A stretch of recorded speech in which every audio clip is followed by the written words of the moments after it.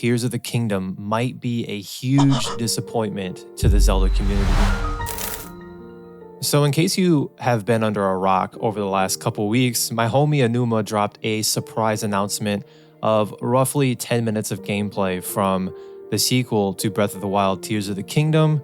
Cool, right? I mean, finally, something. Sure, at first I was super hyped, just like a majority of the fan base, over the drop of some decent news that actually had some depth to it regarding Tears of the Kingdom.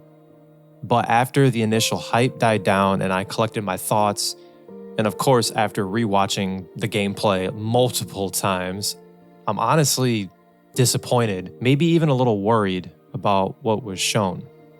Is this really just DLC for Breath of the Wild?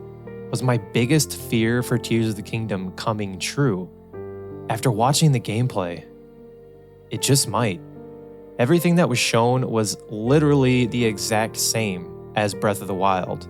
From the way the overworld looked, to even how Link's movements and attacks were. It was so similar. Link's attack patterns, the flurry rush ability, even going so far as to have the exact same animation that happens when Link breaks a weapon. The way animals flee when Link gets close to them, the animation of how the horse gallops and throws dirt up, the HUD and even the map, with the exception of the longitude and latitude coordinates, the same. All of this just proves the point that Tears of the Kingdom might very well just be Breath of the Wild with a new name, maybe a better story, maybe. I just hope this feeling that I have about Tears of the Kingdom is totally wrong. Sure, the trailer seems to promise us a gripping new adventure with stunning visuals and an engaging storyline, but in all seriousness, don't you feel like it reveals too little? After all this time, is all of the information we've seen on Tears of the Kingdom just a marketing ploy to excite us without giving away any real substance? This is also a fear of mine. The developers have promised to deliver a Zelda game that will hopefully pull at all our heartstrings and offer a deeper emotional connection than ever before. But is there a danger of sacrificing the gameplay for the sake of storytelling? Will Tears of the Kingdom be a game that relies too heavily on the cinematic storytelling, or will it offer the perfect balance between the narrative and the gameplay? Another thing that really bothers me about all of this new gameplay footage, and something that everyone seems to be forgetting, how long has this game been, quote, in development? We were first shown the teaser trailer back in 2019 at E3. If my math is correct, it's been 4 years. 4 years, Zelda fans, and this is all they have to show for it.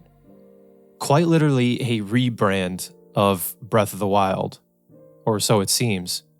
Because of the length of time that's gone into Tears of the Kingdom, I would have loved to see maybe an upgrade to 60 frames per second. I mean, look at how gorgeous Skyward Sword was. And by the way, if you haven't played Skyward Sword, the HD remaster, you need to go do that. Ignore all the haters. It's a very good game. Another thing that I would have loved to see is maybe even Tears of the Kingdom being on the next gen Switch so that it could handle these graphical improvements that, quite honestly, we all want as Zelda fans. What about all the hype for underwater exploration, dungeons? What about having a completely different Hyrule where we are in charge of building a completely new town with new buildings, characters, shops, and more? Something like a Terrytown side quest in Breath of the Wild, but on a grander scale, where we are literally rebuilding Hyrule back to how it was before Calamity Ganon destroyed everything in all its beauty. Breath of the Wild was the first part of the Hero of the Wild's story, and I'm throwing up quotes here, if you want to call it that. Anyone who's been a part of this community for a while knows that Breath of the Wild was not that impressive to me as a fan in terms of the story. What if Tears of the Kingdom is quite literally just a continuation of the lackluster story? I want epic story development, grand dungeons and side quests that put the first game to shame. I mean, Breath of the Wild, what is that? That's what I want when I'm playing Tears of the Kingdom. Another thing that one of you pointed out to me in my community post the other day was Zelda Minecraft? I was dying laughing. The more and more I think about it, the more it seems to be true. Fusing materials together to make them stronger, or fusing actual things together that you see around Hyrule or the Sky Islands in order to make travel more convenient. I think that's got Minecraft written all over it. By the way, I really hope that once we do get the ability to fuse materials together, in order to create an ice arrow, for example, we do not have to go through each and every time to select the material again. I mean, I guess over time, after sinking in endless hours of gameplay, this would be something we just sort of get used to, but it sort of seems like the elemental arrows from Breath of the Wild are probably not coming back in Tears of the Kingdom because of this new crafting technique. I guess we'll see. But anyway, I digress. Another thing that you mentioned, and it was a very good point. Thank you, Autumn.